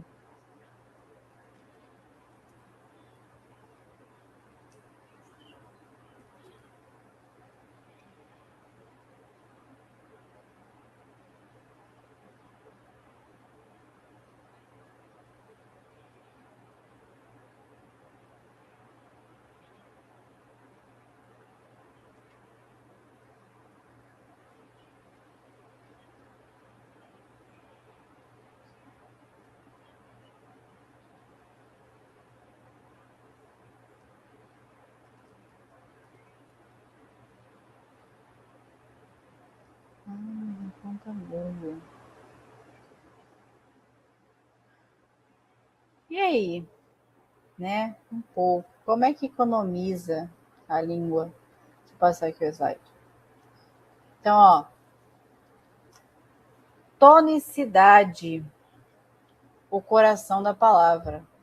Né? Então, o que é algo tônico? Como eu disse para vocês já devem, parte de vocês foi alfabetizada da forma tônica, né? Da forma fonética, usando a questão da tonicidade, de ser mais ou não a sílaba tônica, né? Vocês lembram o que é isso? Eu não sei vocês, mas, por exemplo, quando eu fui aprender a separar a sílaba, a minha professora me ensinava a separar a sílaba com uma batida de palma de mão. palma da mão. Então, por exemplo, ela me dá uma palavra lá, ventilador, sei lá. Como é que separa a sílaba? Então, ela vinha com a mão, ó, ventilador. Por que que ela fazia isso? Porque cada batida na palma da mão era uma sílaba, né, fonética, que às vezes não tem relação com a sílaba escrita mesmo, né? Mas, enfim, era uma sílaba. Então, a gente aprendia a separar a sílaba. E essas sílabas vai ter uma que é mais forte, até a própria palavra ventilador, né? Ventilador. Então, lá ou dor. Antes de focar no acento gráfico, é crucial aprender uma sílaba tônica. Então, o que é uma sílaba tônica? A sílaba pronunciada com maior intensidade.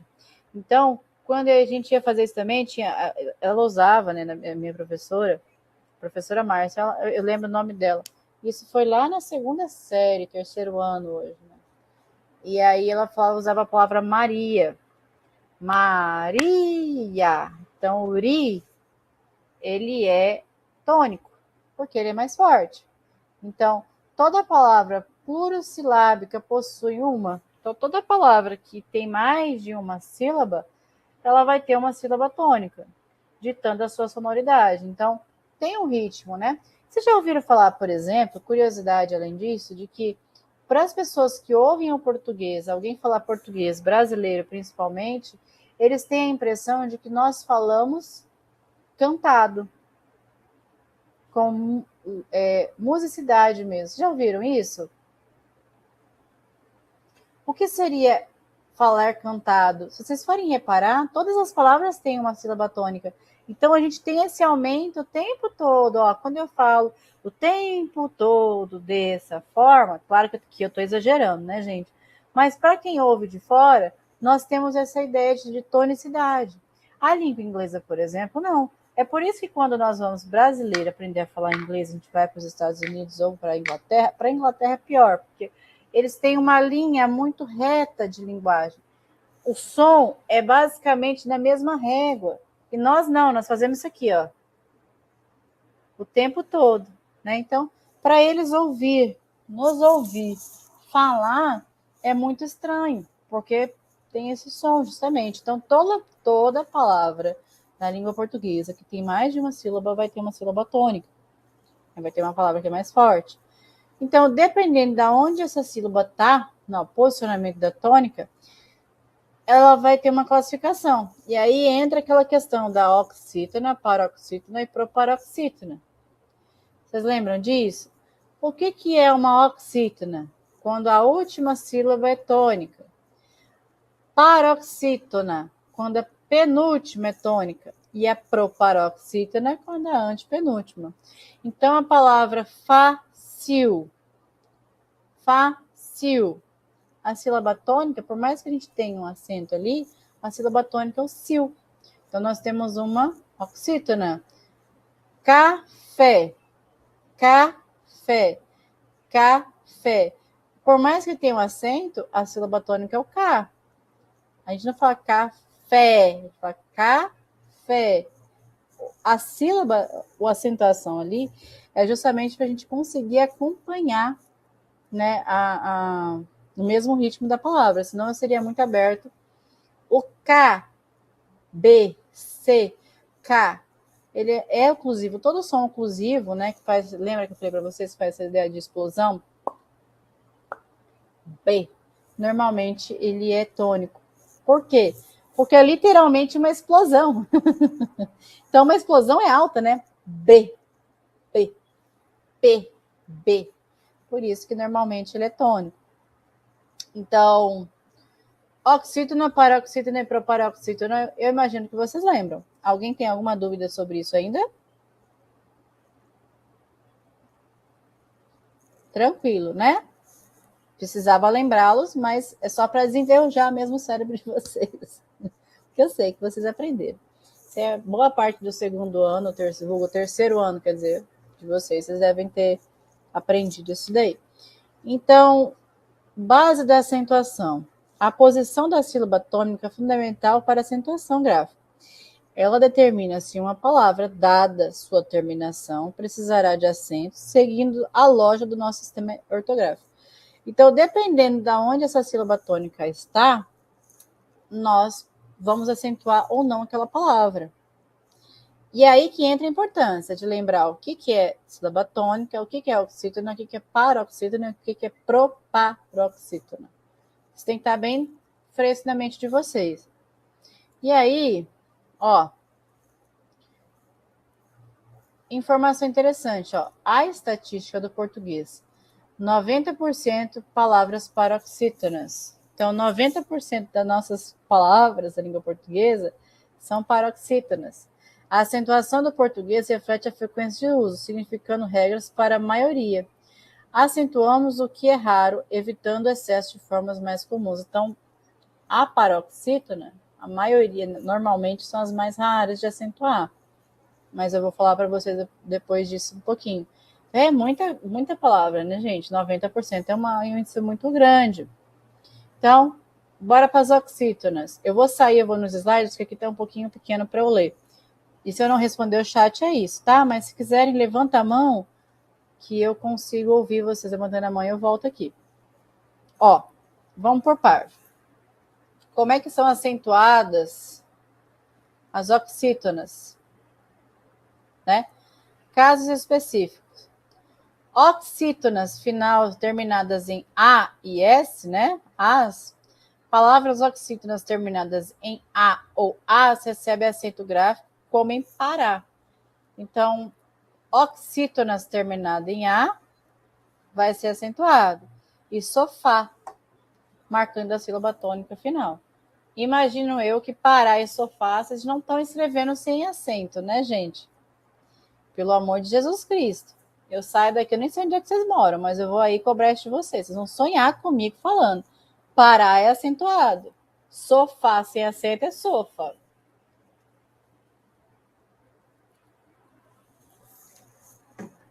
Mas olha lá a regrinha. Para oxítonas terminadas em e es também são acentuadas. Então, café, você, destaca a pronúncia da última sílaba. Qual que é a diferença do som do agudo por circunflexo? O agudo é, né? Café, e o circunflexo ele é mais fechado. Você é, se é, se. É a diferença do som, né? Teve alguém que estava digitando alguma coisa, eu acho. Então, vamos lá. Então, oxítona terminada em A, E ou O. Por que o S aqui entre parênteses? Porque ele é uma marca do plural. Então, se eu vou falar mais de um sofá, é sofás. É só a marca do plural, ele vai ser acentuado de qualquer forma. Final. Oxítonas finalizados em o ou os. Segue a mesma regra da situação. Então, cipó, avó, indicam essa tonicidade. Então, a marca da sílaba tônica nas oxítonas terminadas em A, E e O é o acento, né? O que vai mudar é o som. Se for um som mais aberto, agudo. Se for um som mais fechado, circunflexo. Terminações em e ens, né? Palavras terminadas também, oxítonas terminadas em e ens, são acentuadas. Alguém, parabéns. Isso me lembra uma vez que eu escrevi parabéns sem acento num cartãozinho que eu mandei para minha professora na época de português, gente. Eu estava, acho que na quinta série, sexto ano, né, agora. E eu mandei esse cartãozinho para ela toda feliz. Ela voltou esse cartão para mim todo corrigido. E uma das correções é o parabéns. E assim, eu nunca esqueci, eu nunca esqueci de como escrever parabéns por conta desse fato, né? Por como eu fiquei constrangida naquele dia. Então, oxítonas terminadas em A, E, O ou em vão ser acentuadas. Ditongos. Vocês lembram o que é ditongo?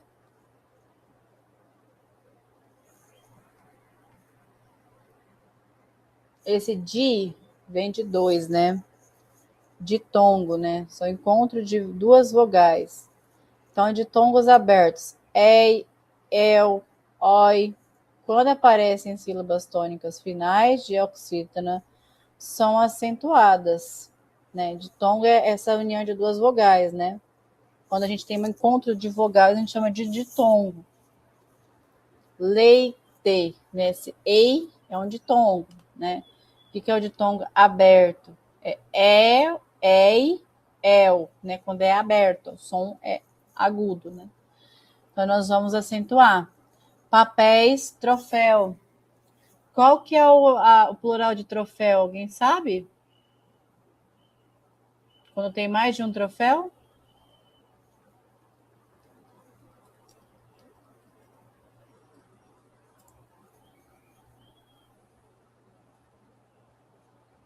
Alguém sabe? Gislaine falou troféus. E aí? É troféu ou troféis? Troféus ou troféis?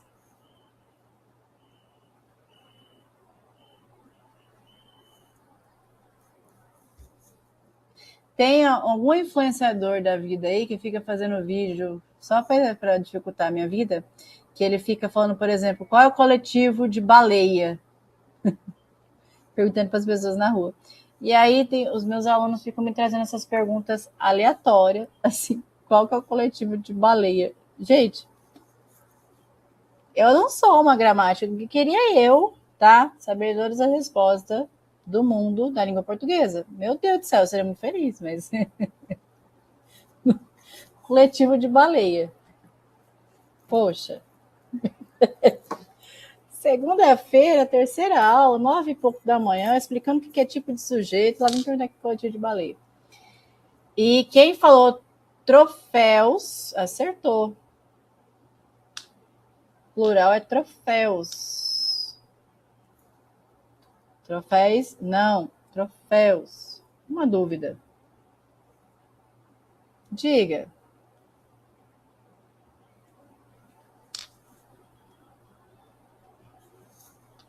Nossa, gente, 8h40.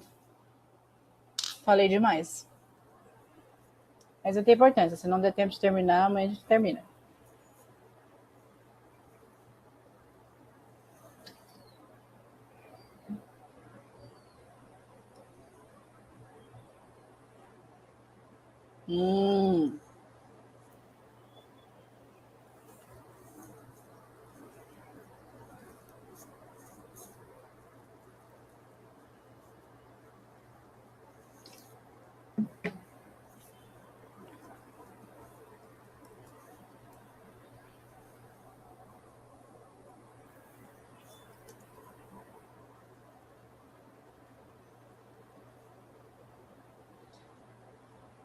A palavra horas tem acento, gente?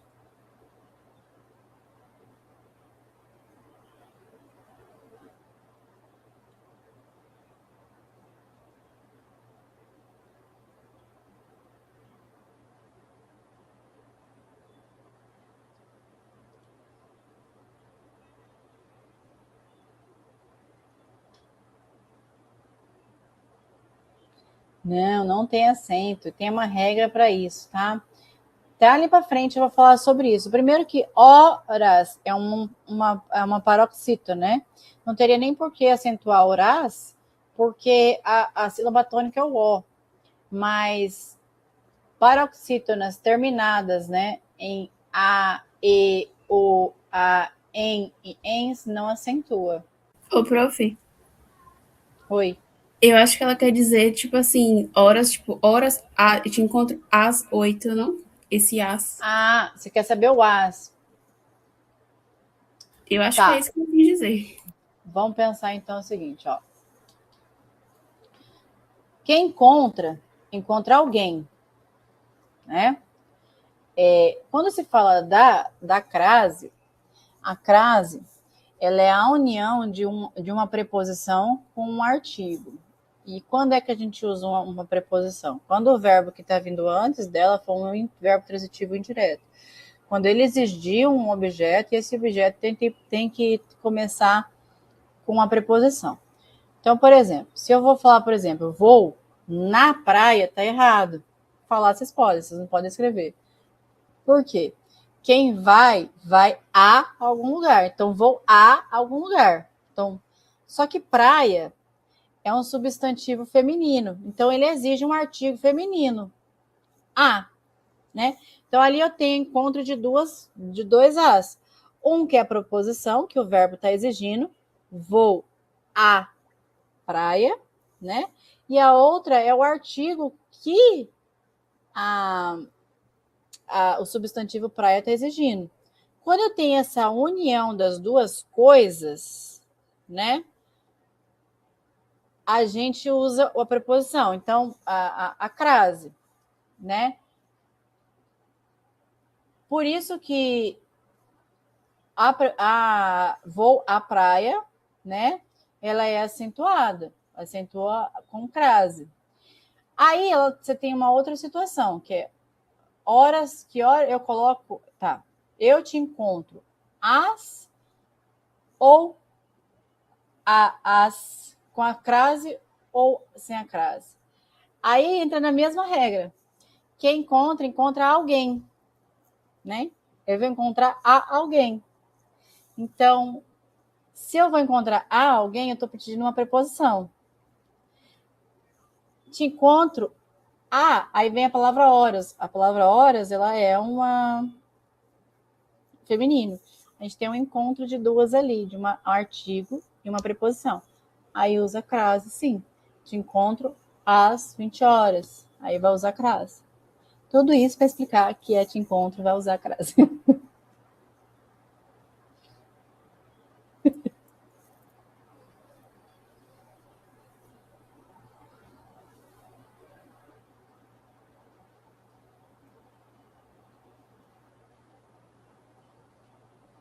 Mas vai ter situações que vai ser do contrário, tá? Mas nesse caso é com crase. Não, é isso que eu acabei de falar. Eu nem estava lendo o que você falou, mas é justamente. Vai ter situação quando que você não vai usar crase. Por exemplo, quando eu vou falar tirei um não, ele é um quando for significar o as de uma carta, né? O as de copas, por exemplo. Aí você usa. Mas nesse contexto, quando é uma contração de preposição com um artigo, aí vai ser craseado. Tá? Só isso, a questão de função, né? Se for um outro significado, e a gente usa sairei às pressas, craseado. Costumo estudar às segundas-feiras, por exemplo, às segundas. Estudar, que estuda algo, craseado. Bom, deixa eu ver. Estava no ditongo. Deixa eu ver a hora. 15 para as 9. Tem 15 minutos ainda. Tá. Então, ditongos abertos, né? Vai ser acentuado, né? Ei, el ou oi, né? Troféu, herói, acentuado. Exceção. Há palavras como caju e saci não são acentuados porque são terminadas em i e u. E é muito comum, tá, gente? Eu já corrigi muita redação escrito caju com acento, saci com acento, tá? Mas oxítonas terminadas em u e i não são acentuadas. Eita, que essa aqui ficou ruim. Deixa eu arrumar isso aqui, peraí.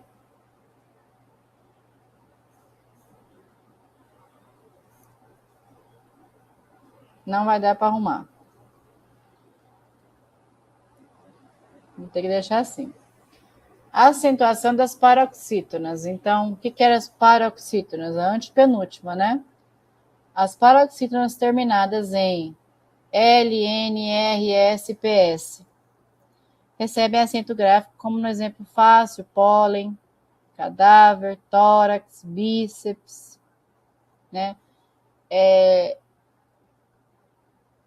Palavras oxítonas terminadas em I, U, né? Então vai ser acentuado, vírus, álbum. Terminados em an ou ans, irmã, ima, vão ser acentuadas. Acentuamos uma palavra oxítona finalizada em ditongo, né? Duas. Finalizada, toda paroxítona terminadas em ditongo vai ser acentuada. História, série, inteligência. A lógica geral.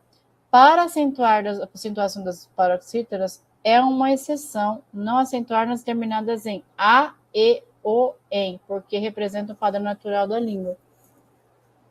Então, paroxítonas, a única regra ali que vai ser a seguinte: terminadas em A, E, O ou em, não vai ser acentuado.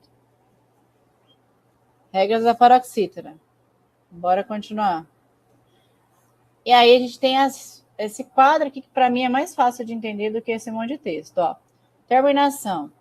Terminou em A, E, O, oxítona, acentua. Paroxítona, não acentua. Então, casa, rede, livro. I e U não acentua, no caso das oxítonas, mas as paroxítonas vai acentuar, né?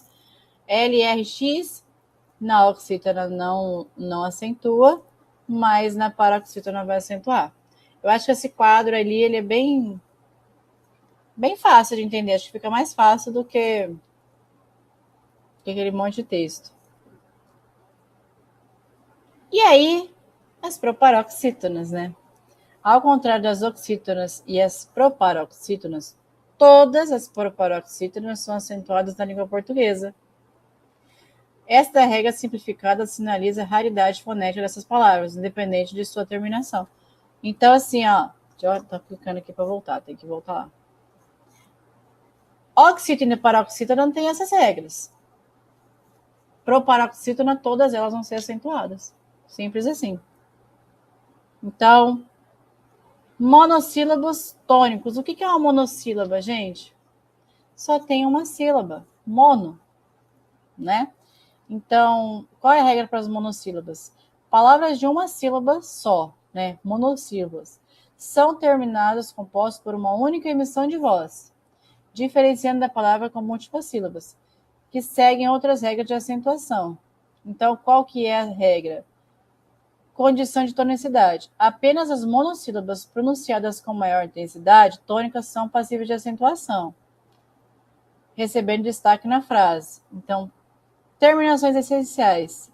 A acentuação gráfica ocorre para monossílabas tônicos, que finalizadas em monossílabo terminado em A, E e O, como em chá, fé e nós, ele vai ser pronunciada. Aqui ele está falando o seguinte, que basicamente, se a monossílaba ela tem uma sílaba forte, ela vai ser acentuada. Então, chá é forte. Fé, nós, né? Ele é um som forte, então ele vai ser acentuado. E aí, monossílaba terminados em ditongo, aberto, né? O que é o aberto? Ei. Então, véu, céu, também recebe acento.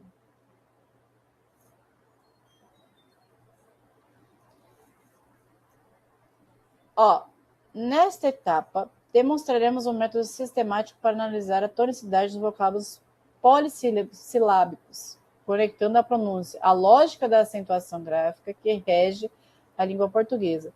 Compreender esse processo é crucial para decifrar a razão por trás de presença ou ausência e acentos conforme o que esperamos para determinadas terminações, expandindo o entendimento iniciado com os monossílabos tônicos. Basicamente, ele está falando o seguinte, o que eu estou tentando falar para vocês, que a acentuação na língua portuguesa, ela tem a ideia de justamente dessa tonicidade. Como eu falei para vocês, para as pessoas que ouvem de fora, a gente fala cantado porque tem esse desnível muito grande de som. E aí, para a gente saber aonde é que acentua o quê, porque se a palavra não é acentuada, eu posso ler de qualquer forma, teoricamente. Se eu não conheço essa questão, por exemplo, a gente fala a palavra amor, né? Pra gente, eu não sei vocês, mas eu sinto humor. Mas eu já vi aprendiz de português falar amor, amor. Por quê? Se a gente pegar, por exemplo, a diferença da palavra love, love, love, love, por mais que o love ele dá uma abertinha, o nível é muito diferente do amor. A tonicidade ali é totalmente diferente. Então, o que eu estou querendo dizer para vocês aqui? Que a tonicidade em vocábulos polissilábicos, ou seja, em palavras polissílabas, ela traz a ideia de como ler essa palavra, como entender essa palavra. Nós somos falantes da língua portuguesa, é mais fácil de pronunciar. Mas quem não é, por exemplo, tem dificuldade de falar português. Então, é para isso. É para dar ênfase naquela sílaba tônica, para dar referência àquela sílaba tônica e mostrar que essa sílaba, normalmente, ela vai ser oclusiva, ela vai ser aberta. Deixa eu ver. Então, separe as sílabas do vocábulo cuidadosamente. A correta divisão sílaba, porque tenho dúvida de como é que escreve, o que eu faço? Separo a sílaba e vejo se ela é uma paroxítona, uma proparoxítona ou uma oxítona. Aonde for mais tônico, a gente vai lembrar das regras, né? Identifique a sílaba tônica pela pronúncia natural. Proferir a palavra em voz alta. Gente, para estudar tonicidade, para estudar fonética, não tem como. Vocês vão ter que falar alto, vocês têm que ouvir. E muitas vezes eu gravava a palavra na época quando eu estudei isso, a gente usava WhatsApp, sim, mas eu usava o gravador. Eu gravava a minha voz para ouvir eu falar, para eu conseguir fazer a transcrição fonética. Então, toda vez que vocês forem estudar isso, vocês têm que fazer isso, tem que falar alto, tem que ouvir, né? E para a gente separar se ele é paroxítona ou oxítona. Verifique a terminação. Então, separei o que é paroxítona, o que é oxítona, oxítona, paroxítona e proparoxítona, a gente sabe como é que vai acentuar. E aí entra a tal da regra da economia. Verifique, pergunte se essa palavra tônica está, essa posição, oxítona, paroxítona, proparoxítona, com essa terminação, é esperada na língua portuguesa. A proparoxítona são sempre acentuadas pois são as menos comuns, enquanto as paroxítonas terminadas em A, E, O. Então, ele está explicando novamente, estou tentando explicar novamente a regra, né? Paroxítona, proparoxítona, todas elas são acentuadas, e as paroxítonas e as oxítonas têm um exemplo, né?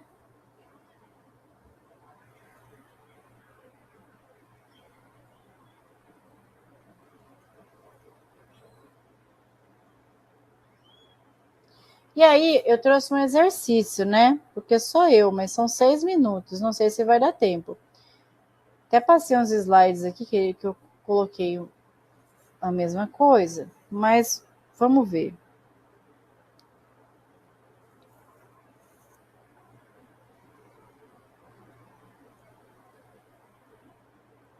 Sobre tudo, na verdade, né?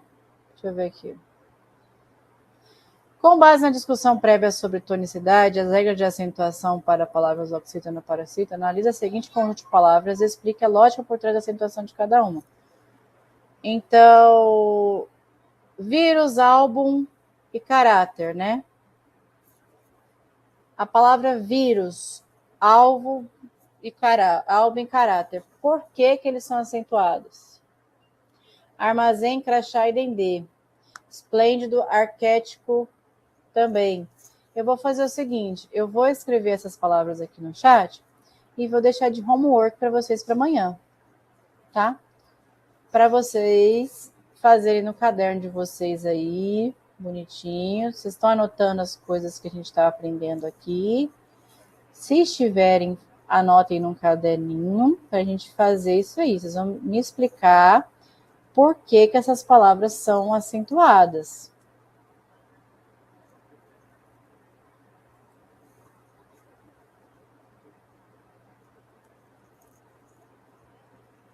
Entenderam isso? Vou deixar poucas palavras. Baseado em qual regra? Essas palavras aqui. Eu vou até passar aqui. Vírus, álbum, caráter, ó, armazém ali, tá, gente? Eu comi um R ali, crachá e dendê. Vocês vão me explicar. Por exemplo, vírus é uma paroxítona terminada em que para ser acentuada? Por que ela é acentuada? Paroxítona terminada em U. Álbum, e assim por diante. Tá, gente? 1, 2, 3, 4, 5, 6 palavrinhas. Acho que dá tranquilo para fazer até amanhã, né? Eu vou fazer o seguinte. Tem mais umas atividades aqui, mas tem bastante atividade. Eu vou finalizar a aula de hoje, faltando 3 minutinhos. E aí, eu não sei, Rosa. Eu até tenho essas apostilas, mas não é o mesmo modelo, né? Que eles mudam todo ano. É o mesmo escopo, mas não muda todo ano. O Wallace está entre nós? Você sabe disso? De quando é que eles vão receber essas apostilas? O Wallace não está aí.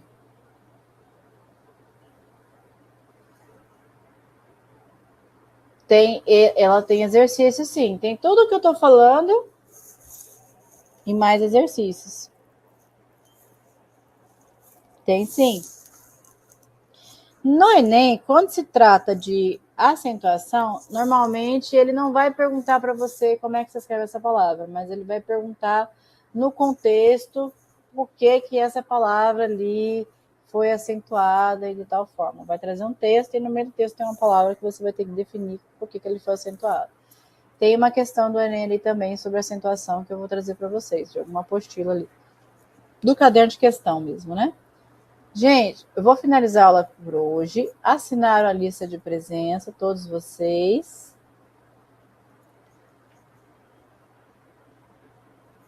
Quem não assinou ainda, alguém não assinou, eu vou compartilhar mais uma vez. O Wallace já fez isso umas 2 ou 3 vezes no chat aí, não sei se vocês prestaram atenção, mas ele já compartilhou umas 2 ou 3 vezes.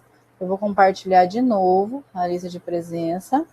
Assinem. Pode falar, deixa eu ver quem é que levantou a mão. Tamires, pode falar. A senhora vai disponibilizar o código para entrar na sala da senhora, do Google Sala de Aula? Vou, eu só preciso resolver o meu Google Class, porque ele está me bloqueando para entrar. Vou ter que entrar no Google Class, no Classroom, né? No meu telefone para ver o que está acontecendo. Mas eu acho que é o meu navegador que está me bloqueando. Certo. Mas, se eu conseguisse entre hoje e amanhã eu já mostro para vocês como é que usa, já monto a sala de vocês, já coloco vocês lá para eu compartilhar com vocês esse material. Tá bom? Pronto, tá certo. Obrigada. Imagina. Gente, ó, beijão.